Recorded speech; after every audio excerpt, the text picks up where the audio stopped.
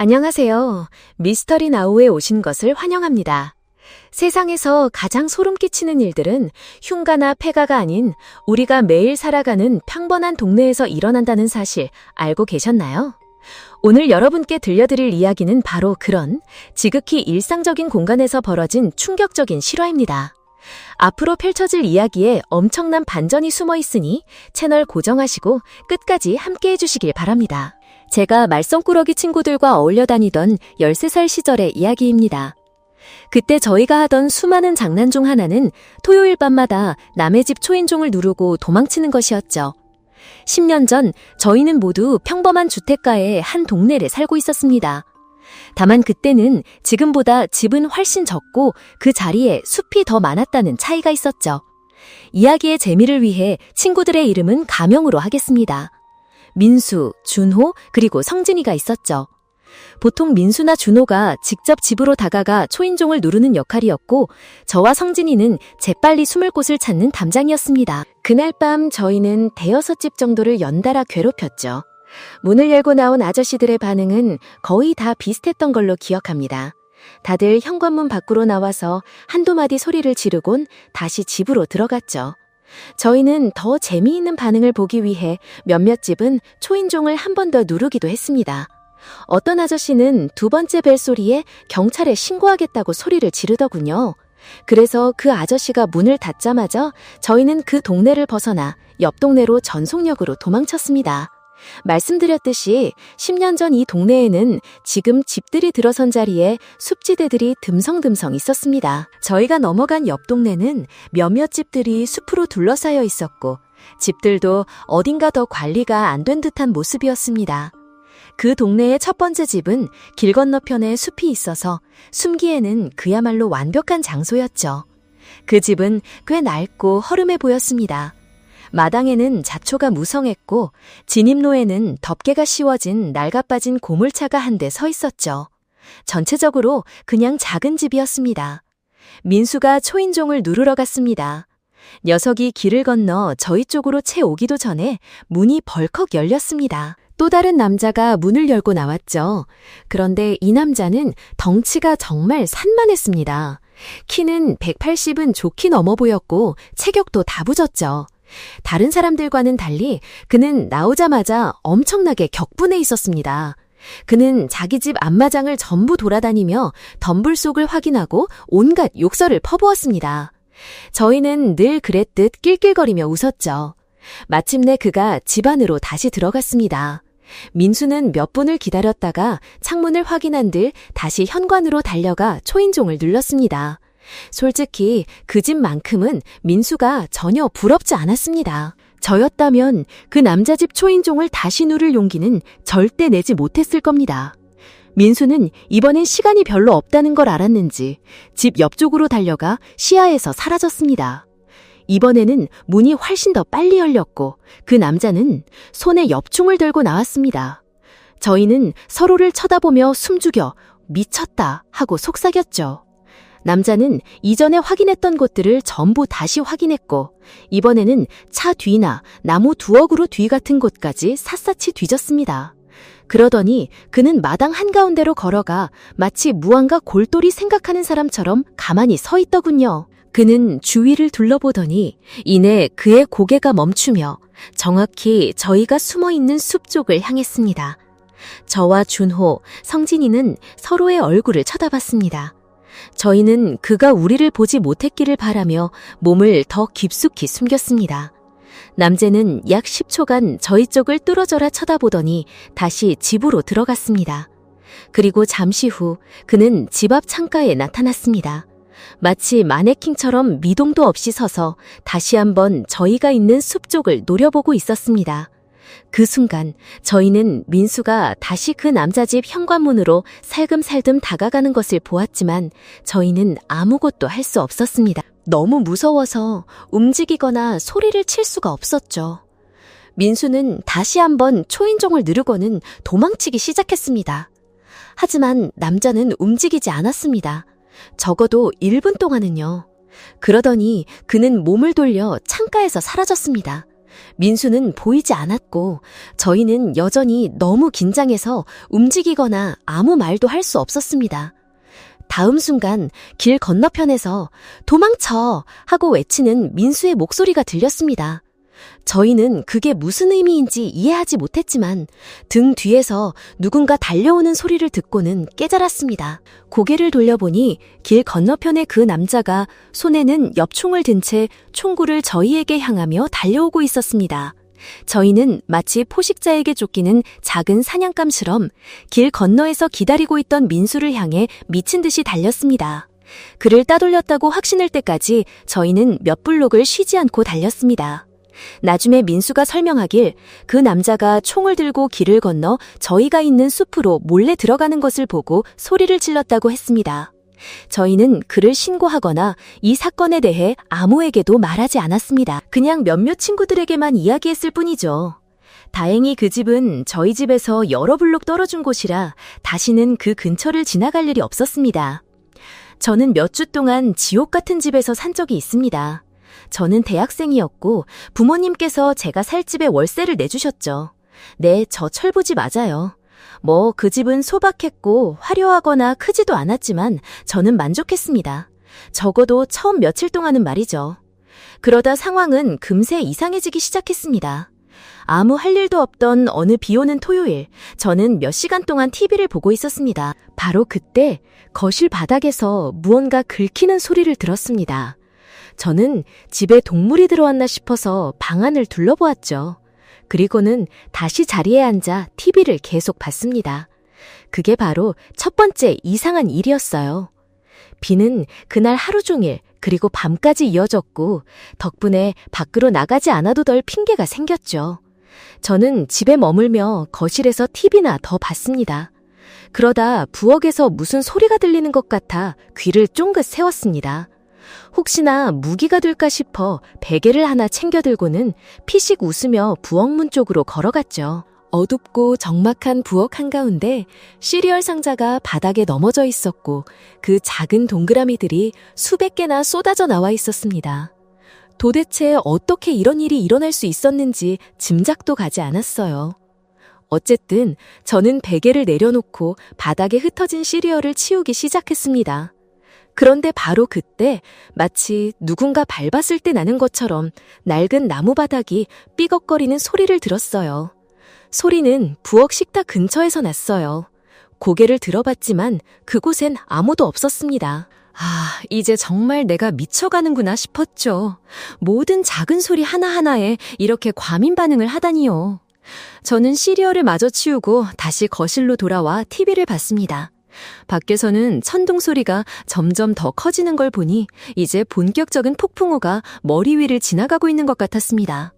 그런데 이상하게도 그 소리가 마음을 편안하게 해주더군요. 그게 제 마지막 기억입니다. 창밖의 폭풍우 소리를 감상하다가 1시간쯤 깜빡 잠이 들었던 것 같아요. TV는 여전히 켜져 있었지만 저를 깨운 건 TV 소리가 아니었습니다. 아래층에서 들려온 쿵 하는 굉음이나 묵직한 충격음에 잠에서 깼던 것 같아요. 어쨌든 저는 TV를 끄고 침실로 올라가 잠자리에 들었습니다. 다음 날은 아무 일도 없었고 그 다음 날도 마찬가지였습니다. 다시 이상한 일들이 일어나기 시작한 건 또다시 하늘이 잿빛으로 물들고 비가 내리던 어느 날이었죠. 그날 아침 저는 마치 전날 밤 밤새도록 술을 마신 것처럼 지독한 기분으로 잠에서 깼습니다. 이제껏 겪어본 그 어떤 숙취보다도 끔찍한 기분이었어요. 그날은 거의 움직이지도 못하고 누워만 있었습니다. 우울하고 어두운 날씨는 저를 더욱 침대 밖으로 나오지 못하게 만들었죠. 혹시라도 토할까봐 침대 옆에 쓰레기통을 갖다 두고는 그냥 배경소음 삼아 침실 TV를 하루 종일 켜뒀습니다. 그러다 정오쯤 위층에서 들려오는 소리에 TV를 음소거했습니다. 사실 저희 집 다락방 문은 제 침실에 있었고 다락방 대부분이 제 침실 바로 위에 지어져 있었거든요. 제가 들은 소리는 그냥 한 번 쿵 하는 소리가 아니었습니다. 서너 번은 좋게 들렸어요. 움직일 때마다 토할 것 같은 기분이었지만 저는 간신히 침대에서 빠져나왔습니다. 다락방 문에 달린 줄을 잡아당겨 내리고 낡은 야구방망이를 하나 챙겨 들고는 계단을 올라갔습니다. 전등 스위치를 내리자 다락방에 불이 켜졌죠. 이전 주인이 남기고 간 낡은 상자 몇 개가 흩어져 있었지만 그런 소리를 낼 만한 살아있는 것은 아무것도 보이지 않았습니다. 저는 그 다락방이 좀 무서워서 서둘러 다시 내려왔습니다. 그 후로 밤이 될 때까지는 더 이상 아무 소리도 들리지 않았어요. 그러다 밤에 잠에서 깼는데 처음엔 천둥 소리인 줄 알았습니다.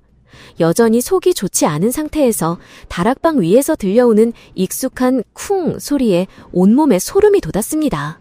저는 다시 다락방 문줄을 잡아당겨 내리고 또다시 야구방망이를 든 채 계단을 올라갔습니다.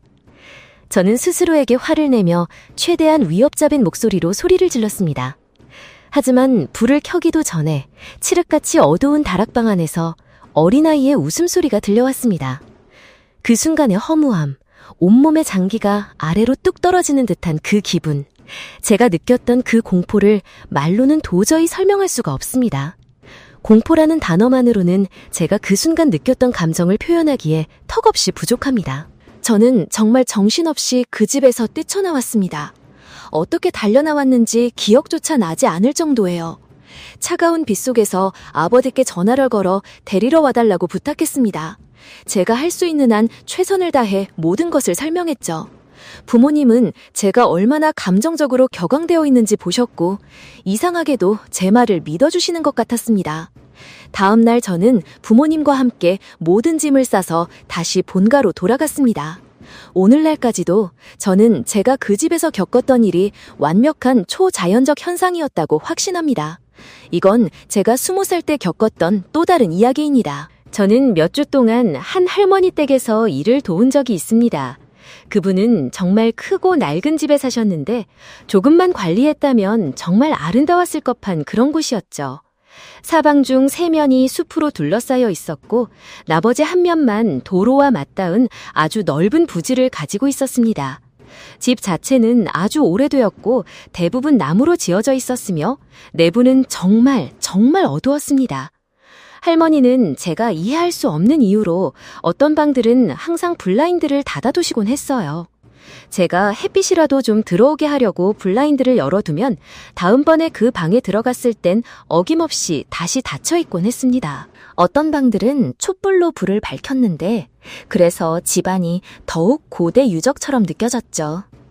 설상가상으로 나무 바닥은 집안 거의 모든 곳이 지옥처럼 삐걱거렸습니다. 그 할머니의 성함은 김 여사님이셨고 연세는 70쯤 되셨어요. 김 여사님이 제게 시키시는 일은 주로 청소, 먼지 털기, 설거지, 빨래, 우편물 정리처럼 할머니께서 더 이상 하기 힘들어 하시는 육체적인 일들이었습니다. 어느 주말이었어요.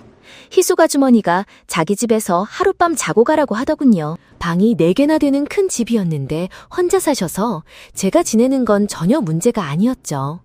이 일은 금요일과 토요일에 걸쳐 일어났습니다. 저는 금요일에 평소처럼 그 집에 도착했고 아주머니와는 별다른 대화를 나누지 않았어요. 옷이랑 화장품이 든 가방을 제가 잘 방 침대 위에 던져두었죠. 문 쪽으로 몸을 돌리는데 문가에 서 있는 아주머니가 보였어요. 뭔가 사람을 섬뜩하게 만드는 구석이 있는 분이었는데 이번에도 예외는 아니었죠. 인사도 없이 그냥 곧바로 방부터 치우라고 하더군요. 그러고는 집 전체를 정리하라고 툭 던지듯 말하고는 위층으로 올라가 버렸습니다. 그날 하루 종일 아주머니를 보지 못했어요. 하지만 가끔씩 위층 자기 방에서 걸어다니는 소리는 들렸죠. 이상했어요. 마치 방 안을 계속 왔다 갔다 하는 것 같았거든요. 그 집에는 TV도 없어서 도대체 뭘 하고 있는지 알 수가 없었습니다. 그리고 정말 기이했던 것 중 하나는 아주머니가 지하실에 대해 엄청나게 예민하게 군다는 점이었어요. 그곳은 절대 출입금지 구역이라고 분명히 말했고 제가 내려가는 걸 원치 않는다고 했죠. 밤이 되었고 저는 일찍 잠자리에 들었습니다. 스마트폰이 대중화되기 전이라 정확히 몇 시인지는 몰랐지만 아마 9시나 10시쯤이었을 거예요. 처음 몇 시간은 평화로웠습니다. 하지만 제가 여태껏 누워본 침대 중에 가장 불편한 침대여서 그런지 잠이 쉽게 들지 않았어요. 몇 시간이 흐른 것 같았을 때 삐걱거리는 마룻바닥 위로 제 방 밖에서 발소리가 들리기 시작했어요. 아주머니가 제 방을 아주 천천히 지나가는 소리 같았죠. 뭐 화장실에 가는 거겠지 생각했어요. 몇 분 뒤 또다시 발소리가 들렸는데 이번에는 제 방문 바로 앞에서 멈췄습니다. 저는 몸을 일으켜 귀를 기울였어요. 문 너머로 마룻바닥이 삐걱거리는 소리가 들렸어요. 아주머니가 바로 문 앞에 서 있다는 신호였죠. 점점 소름이 돋기 시작했습니다. 마침내 아주머니는 다시 걸음을 옮겼어요. 계단을 내려가는 소리가 들렸고 잠시 후 아래층에서 문이 열리고 닫히는 소리가 들렸습니다. 저는 그게 지하실 문이라는 직감이 들었어요. 한참 뒤에 다시 문이 열리고 닫히는 소리가 들리더니 삐걱거리는 계단을 따라 묵직하고 느린 발소리가 올라왔습니다. 그 발소리는 다시 제 방문 앞에 와서 멈췄습니다. 저는 또다시 몸을 일으켜 귀를 기울였고 문밖 바닥이 압력으로 삐걱거리는 소리를 들을 수 있었어요. 그때 문 손잡이가 천천히 돌아가기 시작했습니다. 저는 황급히 다시 누워 이불을 머리끝까지 뒤집어 쓰고 자는 척했어요. 아주머니가 방 안으로 몇 걸음 들어왔다가 잠시 멈춘 뒤 밖으로 나가는 소리를 들었습니다. 아주머니는 자기 방으로 돌아가 문을 닫았습니다. 저는 정말 혼란스러웠어요. 이건 너무나도 기괴한 행동이었으니까요. 약 30분 정도를 기다린 후에 저는 그 지하실에 뭐가 있는지 꼭 확인해야겠다고 결심했습니다. 삐걱거리는 침대에서 빠져나와 발소리를 죽여 문으로 다가가 최대한 조용히 계단을 내려갔습니다. 묵직한 지하실 문을 열고 불을 켠 뒤 계단을 살금살금 내려갔어요. 마지막 계단에 발을 디뎠을 때 저는 비명을 지르고 싶은 충동을 간신히 참았습니다. 지하실 정중앙에 낡은 나무 의자 2개가 있었고 거기에는 가발을 쓴 채 부패하고 있는 시신 2구가 앉아 있었습니다. 그중 하나 위로 벌레가 기어가는 모습을 보니 구역질이 더 심하게 치밀어 올랐어요. 저는 용기를 내어 지하실 더 깊숙이 시신들 가까이로 걸어갔습니다. 이게 진짜인지 확인해야만 했어요. 2 시신 모두 남성용 가발을 쓰고 있었죠. 둘 중 더 커 보이는 시신은 베레모까지 쓰고 있었습니다. 제가 시신이나 부패 속도에 대해 잘 아는 건 아니지만 제 생각에 이 시신들은 죽은 지 거의 1년은 되어 보였어요. 위층에서 발소리가 들려오는 순간 제 심장이 잠시 멈는 것 같았어요. 전등 스위치까지 갈 시간이 없었어요. 시간이 없었습니다. 저는 지하실에 있던 소파 중 하나 뒤에 몸을 숨겼고 그와 동시에 삐걱거리는 계단을 한 칸 한 칸 내려오는 느리고 묵직한 발소리를 들었습니다. 저는 2 손으로 입을 막은 채 아주머니가 마지막 계단에 도착하는 소리를 들었습니다. 아주 잠깐 소파 옆으로 고개를 내밀어 훔쳐보았는데 아주머니는 이미 지하실 한가운데까지 와 있었고 그 손에는 커다란 식칼이 들려 있었습니다. 아주머니가 저를 잡기에는 너무 느릴 거라고 판단한 저는 계단을 향해 필사적으로 뛰기 시작했습니다. 아주머니는 제 이름을 소리치며 최대한 빨리 저를 뒤쫓아왔습니다. 1층에 도착하자마자 저는 제가 자던 침실로 뛰어올라가 가방을 움켜쥐었습니다. 제가 다시 계단을 뛰어내려왔을 때 아주머니는 지하실 계단 꼭대기에 서 있었습니다. 저는 현관문을 박차고 나가 제 차로 달려갔습니다. 시동을 걸고 숨을 고른 뒤 그 크고 낡은 집의 현관문을 바라보자 그곳에 아주머니가 서 있는 것이 보였습니다.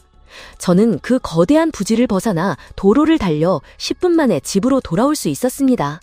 다행히도 저는 아주머니에게 제 주소나 전화번호 같은 개인정보를 전혀 알려준 적이 없어서 그분은 다시는 저에게 연락할 수 없었습니다.